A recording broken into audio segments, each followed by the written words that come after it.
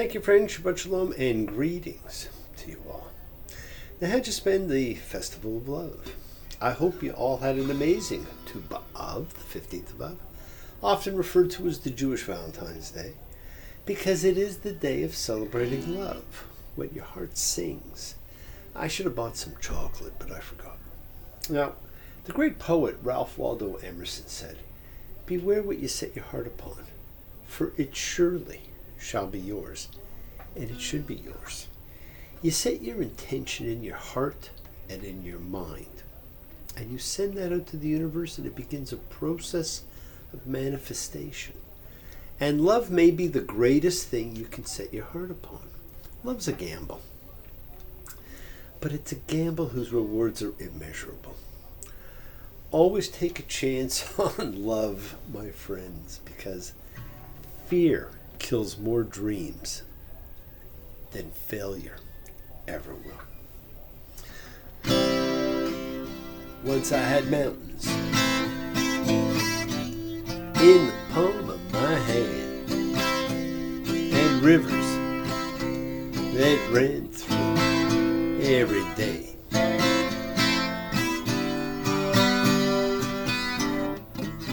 Must have been mad. I never knew what I had until I threw it all away. Love is all there is. It makes the world go round. Love, only love, can't be denied.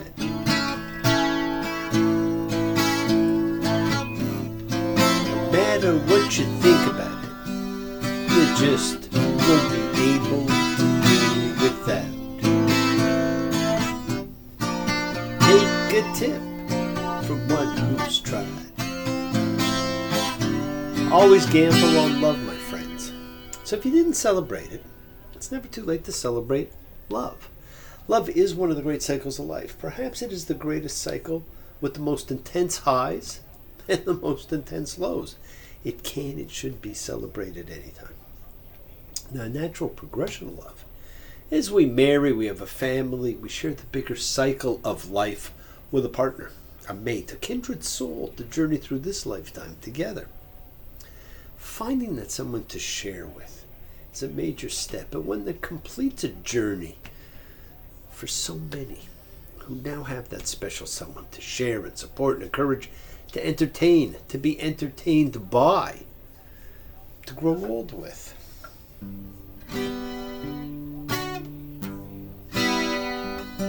Grow old along with me. The best is yet to be. When a time has come, we will be as one.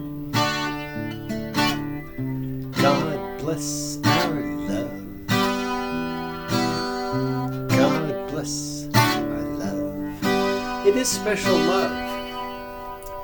What about all those in Israel who are missing their chance to enjoy love? The victims, the hostages, the innocents, all sitting there waiting for a bigger war to begin.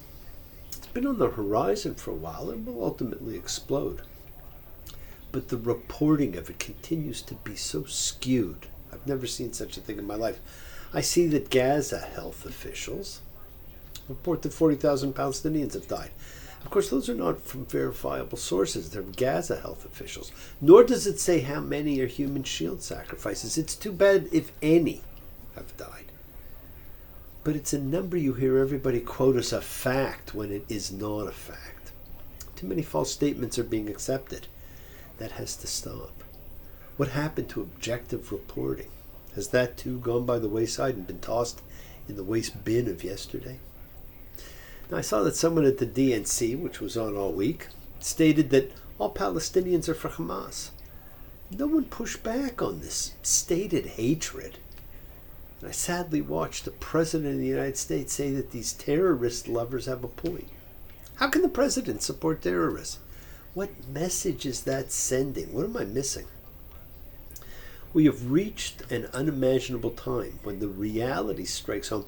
It seems there is no one anymore in charge of the most powerful country in the world. It truly must be run by nameless, faceless, unaccountables. So we now have this level of anti-Israel behavior at a fever pitch going unchecked. And that just speaks of danger at every level. Now, do you remember the Columbia University student who was one of the leaders of the school's anti-Israel encampment? All the schools had them. But he told social media followers that Zionists don't deserve to live and that they should be grateful he wasn't murdering them. He was originally banned from campus, but now with the new school year about to begin, although they've been asked, the school administrators won't say whether or not he'll be allowed to return to campus. Now, the Washington Free Beacon said that he is going to return. Why are these once great universities tolerating hateful threats towards Zionist students? Even as these campuses have become places of absurd, almost unimaginable oversensitivity in recent years, the double standard is clear, and it exposes the twisted values of higher education today. Now, I was watching some of the protests on TV, and my favorite sign had to be feminists and LGBTQ+ for a free Palestine. What do these people think? How accepted do they think they'd be? But the new stupid had to be when a former Democrat advisor, presidential advisor, suggests that Republicans support Israel because Jews are whiter than Palestinians. Talk about stoking bigotry. Now, I remember the film Idiocracy. It's all about the dumbing down of humanity. I thought it was a comedy. I did not know when it came out that it would be so prophetic. I never would have expected it. Yes, my friends, it's quite the political time right now. And it's quite the political week. Politicians, sit yourselves down. There's nothing for you here. Won't you please come to Chicago for a ride? Don't ask Jack to help you, 'cause he'll turn the other ear. Won't you please come to Chicago, or else join the other side? We can change the world, rearrange the world. It's dying if you believe in justice, dying if you believe in freedom, dying, let a man live his own life. There is too much division going on right now, my friends, and it has to stop. It is love that brings us together. And although we're all different, there's still the one thing that makes us the same, and that's our need and our desire to come together as a group, like we do. When we come together as a camaraderie, a collective consciousness of seekers, the ones showing faith, any and all faith, because they accept everything. Love, any and all love, because we accept love of all kinds. A true chavura, fellowship, because there is fellowship out there. So we express our nature of kindness. Compassion, thoughts, feelings, hopes, and dreams, and wishes that unites us all in this community, House of Spirit, Beth Ruach. Sharing, bringing light, keeping fear at bay. And even though we're together, we're still each individual in our approach, each connecting in his or her, their own way. So once again, my friends, go ahead and invite everybody, physically, digitally, psychically, emotionally, or spiritually, to gather and share from Psalm 133, the Hine Matov. Come together.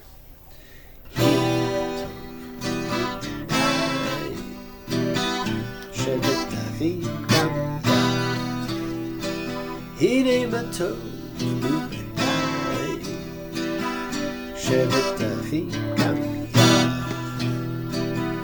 How good, how pleasant it is for brothers and sisters together. Community.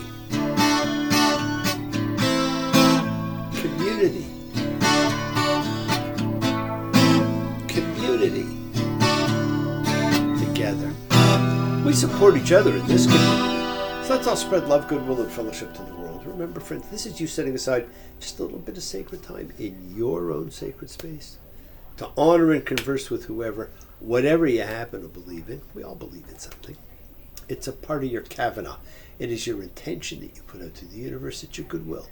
Goodwill and intention are the roots of what you control, of what you can correct. It is your intention that sets in motion everything that occurs in your lives. Let's take some time now. Let's use that intention. Send some of that goodwill, some light, some healing out to whoever you know that needs it. Healing and renewal is for everybody because it floats through space, finding those in need. So send it out for those you know and for the souls and spirits of everybody you love. So think of whoever that needs healing and renewal and love or just plain goodwill. Focus on them. Call their names. It's not just for people. It's for our pets. It's for the earth. It is the healing of the world. The tikkun olam, that's part of our spiritual genetic makeup. It's part of the spiritual genetic makeup of everyone. And a part of the healing of the world is when we send thoughts and energy for health and renewal and goodwill for everybody. They don't have to be sick. It's for those in our hearts and our minds. Let's all send energy out for people in need everywhere. Special thoughts and prayers for those in need of assistance, especially the hostages still. We pray for those who need prayer. We don't have to know them. We want health, recovery, good life for everybody around us. Let's send it out. Let's send it out. Let's help those still in prison, still strangely kept in pits, supported in our hearts and in our minds. And of course, always for those closer to us. For AJ, for Luke, for Johnny and Lee, for Kay and Terry, for Paul, Maria, for Pammy, Andy and Roger, for Gloria, Inura, Lucy, for Fern and Johnny, Kathy, Ken, Carla, Jessica, Mina, for Gabby, for Chucky, John and Maria, for Doria, and Connie and Ronnie, for Mayim, Tally, for Nina, Danny, for all those suffering and in need.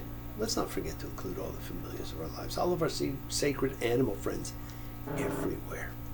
For everybody you know in need, for the whole world, and for the one and only Bee. Friends, it is the kindness, the healing, wishes, goodwill, and love we all send out. It just circles the world finding those in need. So thank you, each of you, for all you do, for all you care. Because the world is a world of spirit, and spirit, my friends, never dies.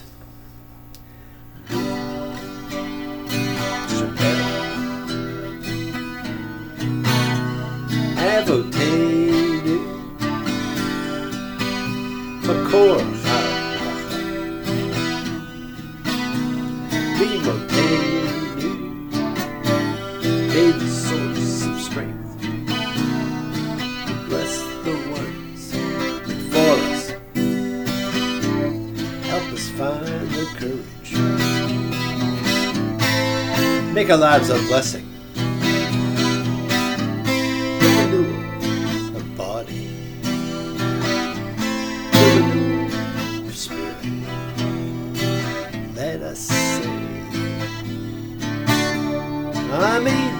Let us all have our spirits renewed, because this is the great prayer for healing. Because we call upon God to heal as He has healed before.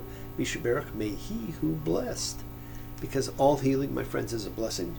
So let's all send and receive healing and renewal energy in our efforts to love, to share, to care, to grow. And this week we're reading ekev, because. And it's because in the sense of on account of. We use it for since or for the reason that.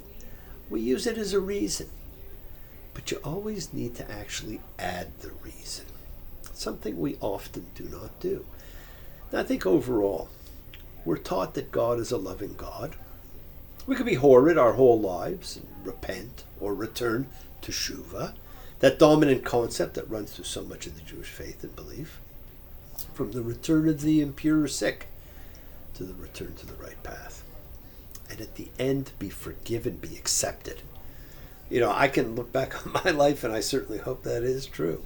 Now, we get a clue in this reading how we achieve this, but not until towards the very end of the Parsha, when we, read Deuteronomy 10:12. We'll get to that.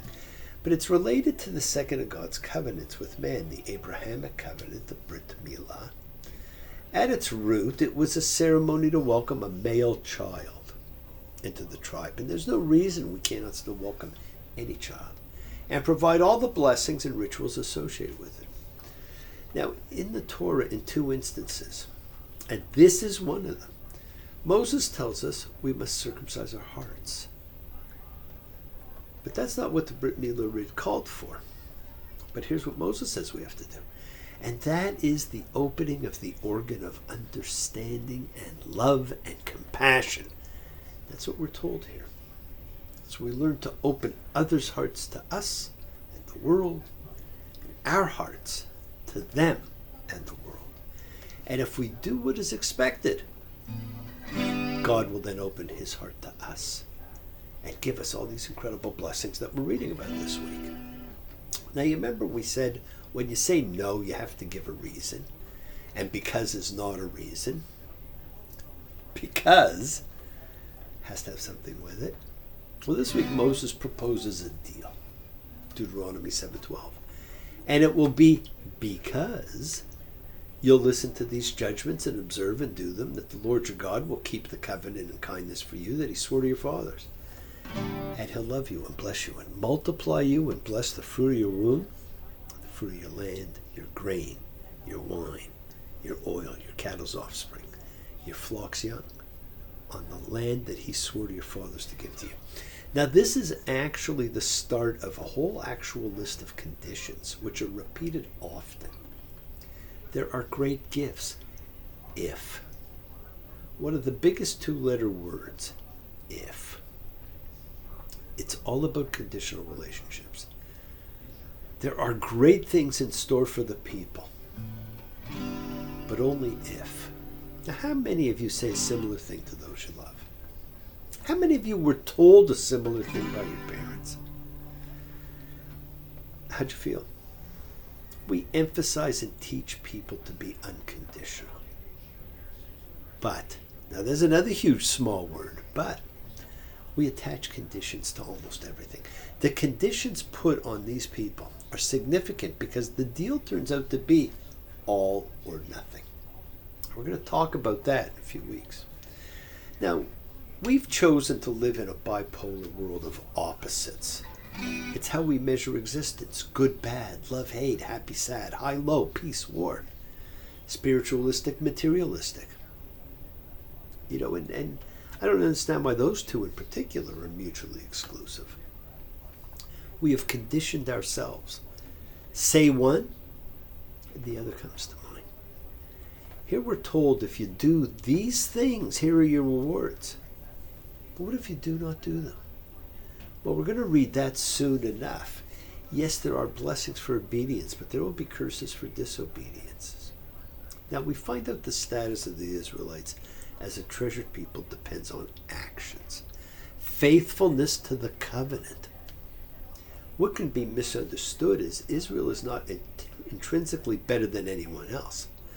What is special about Israel, it is that it has been given a singular opportunity to follow a path that will ultimately bring blessing to all the families of the earth. So Moses then retells, since this is the book of retelling, the story of going up the mountain to get the tablets from God, destroying them, and then going back for the second set. And you'll notice at least two changes. And we talked last week that there should be no changes. Two changes from Exodus. Moses says, you will make an ark. Whereas in Exodus, it was Bezalel will make the ark. And Moses says God wrote the second set, but in Exodus we saw it was Moses who had to write the second set of commandments. Deuteronomy 10:4. And he wrote on the tablets like the first writing, the 10 Commandments that the Lord spoke to you at the mountains from inside the fire in the day of assembly, and the Lord gave them to me. Now remember, the 10 Commandments in Hebrew were simply referred to as Asheret Hadabrim, literally the 10 things or the 10 words. And remember, for words have meaning. They are palpable. They are specific entities, and we bring blessings by being thankful. Not angry, not bitter, not jealous. Gratitude and thanksgiving are the little things we should strive for each day. There is always something to be grateful for. It's about developing that attitude of gratitude.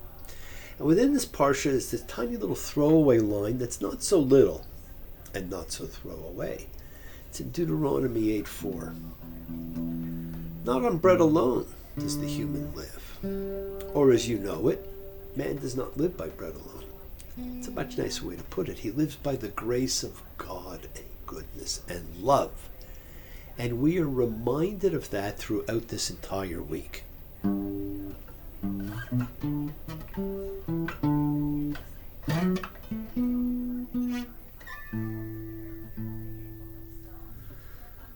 All I want is you. Everything has got to be just like you wanted to. We are connected to God. Yes, my friends, the world is sacred. So is everything in it. Express your gratitude, light a candle, make a wish. Celebrate your life and the lives of those you love. Share your feelings with them. Live free, be free, honor your freedom. Be well, be happy, be blessed. Share and honor the light. All who live in the light. And those that continue to shine. Continue to send everybody you know goodwill and love. Pray for peace and freedom for everybody. And end to terror and hatred. Freedom for the hostages. Remember, friends, we're a community. We learn together. We celebrate with each other. We love each other. We share this ride together, men and women equally. So let's all send out love, not fear. Send out peace, harmony, goodwill, and healing to all who need it. Please do learn to forgive. Learn to love. Open your hearts. Honor the relationships of your life and tell those you love that you love them. Examine your intentions. Use them to imprint your will on the universe, because that's what you're doing. We set in motion all that happens in our lives. It's our intention, our Kavana, cause and effect. Everything's linked. Always have time to forgive and to be forgiven. You have the knowledge of what's good and bad. So acknowledge what you have done wrong to yourself, to God, to any person you've wronged. Ask forgiveness. But do so with sincerity, accountability, vulnerability. Forgive those who've hurt you. You learn to be forgiving and compassionate in life, because the secret of forgiveness, compassion, and peace is in acceptance. Can you accept yourself, other people, the world, just as it is? Can you accept life as it is without trying to control it? If you do, you can experience the peace that acceptance brings. So keep on dreaming, my friends. Keep on being, keep sharing, keep shining, keep teaching. Keep spreading joy and goodwill. Do not follow fear. Follow love, because it's always in front of you. Work to be present in the body. Expand your heart. Quiet your mind, because the deepest source of your real power lies in your consciousness and your ability to be mindful, to be aware, to be present in all of life's circumstances. Love at the heart, because we're all part of a greater whole. Embrace love, not fear. Forgiveness, not anger. Be there for someone, because someone will always be there for you whether you know it or not. And continue to explore faith and belief. And never accept shame as a natural state, because whatever you feel, others have felt. Whatever you've experienced, others have experienced also. We share together. We learn together. Everything is connected. We help each other, because we're each of us simply trying to find love and acceptance and support. We all have or could have that special someone in our lives, so find them. Tell them what they mean. Now, you're never alone on your journey. Keep forgiving those you need to forgive. Keep asking forgiveness from those you need to ask forgiveness of. And listen to that voice of God, whoever it happens to be, whatever it happens to be, as it talks to you. Remember your connection to God and all He has created. In body and in soul, it's a part of you, it's a part of me, it's a part of all of us, and it always will be forever. So continue to imprint your will on the universe. Continue to enjoy love and freedom. And remember, always pay attention to your words. They have a profound effect. Be there to help others, not for reward, but for decency. There need not be conditional love in your life, because the world is round. It turns me on. Because the world is round. Because the wind is high, it blows my mind. Because the wind is high.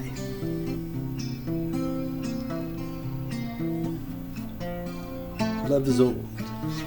Love is new. Love is all love is you. Because the sky is blue, it makes me cry. Because. Well, thank you for joining me, my friends. Shabbat shalom and blessings to you all. Take care.